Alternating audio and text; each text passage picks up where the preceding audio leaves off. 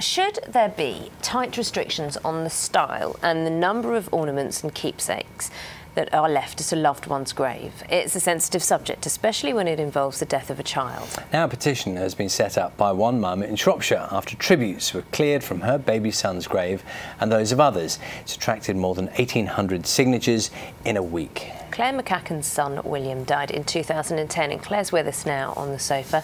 Alongside her is Reverend Sally Hitchiner as well. Good morning. Thank you very much for coming in. Clare, can you tell us what happened with baby William? Yes, we lost baby William very late on in pregnancy. I was actually a week overdue in 2010, January 2010, when I went into labour.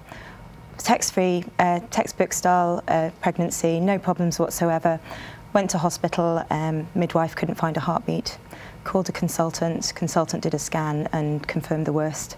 And 17 hours later, William was born. So he was 7 pounds, 12 ounces, looked absolutely perfect, just looked like he was sleeping. And there was nothing visibly bound to be wrong with him at all. So after that awful experience that you'd been through, you then had to go through the experience of burying your son. And you chose a plot and yes, a place that you were comfortable to lay him to rest. And since then you've been visiting his grave. So what's the problem? Oh, in Shrewsbury we have an area of our cemetery for the babies, and there are single plots and there are also group plots. So we chose to have William buried in one of the group plots where there are up to 18 babies with one headstone. And we chose this really primarily because we have very good friends who had tragically also lost their first baby just a few weeks before us, and it was a huge sense of comfort for both us and for them that the babies were buried together.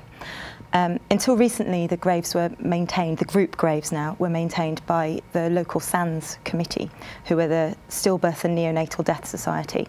So they're a charity that was set up to help bereaved parents. A fantastic charity, do a lot of good. But for some reason, the committee at the time, last October, decided to clear all the baby graves, the group graves, not the single plots. They are left as they are, with all their tributes standing. But the group graves had everything cleared from them and placed below a tree at the back of the graveyard with a notice saying, please remove, or they will be thrown away. So there's only floral tributes on the grave. Everything non-floral was removed.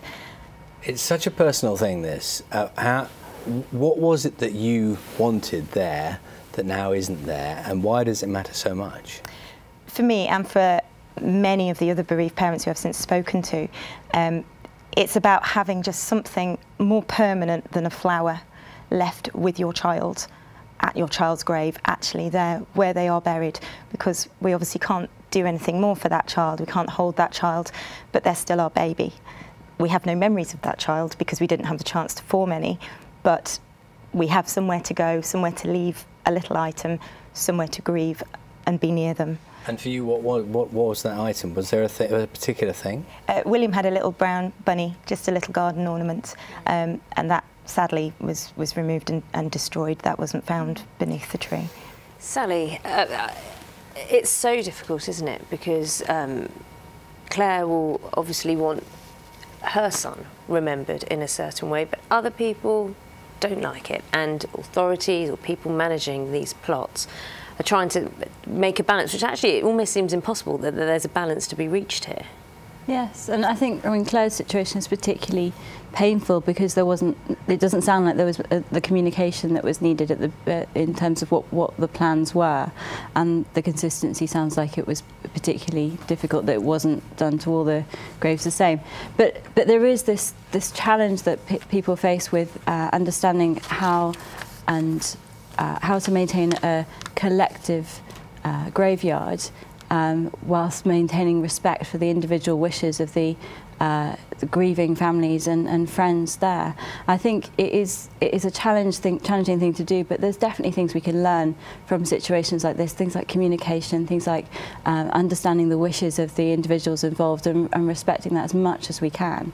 There's a huge variety of experiences throughout the UK, and certain subcultures within the UK that need to be respected and understood. And in some parts of the UK, it would be there would be different things that would be appropriate to leave at one's loved one's graveside, and I think local authorities and obviously churches and things, people like me who would maintain the graveyards need to respect that and need to hold that with honour. So Claire, for you, people understand it's not the easiest thing for you to talk about. Well, how is it left now for you, and what happens?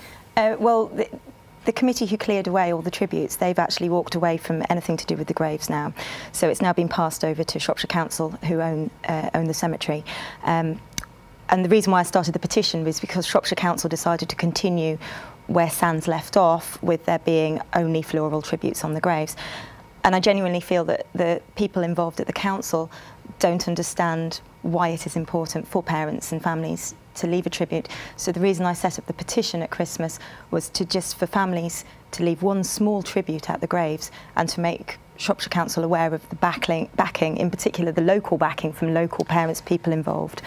And they are having a meeting about that in the near future, and I hope that the petition will support what we would like to go ahead. Claire, thank you for sharing your story with us this morning. Sally, thank you as well. We have heard from Shropshire Council, which says it is to consider a new policy for what items can be left on the graves in future. It's like you said, they've got the meeting, so that policy is being considered. Thank you.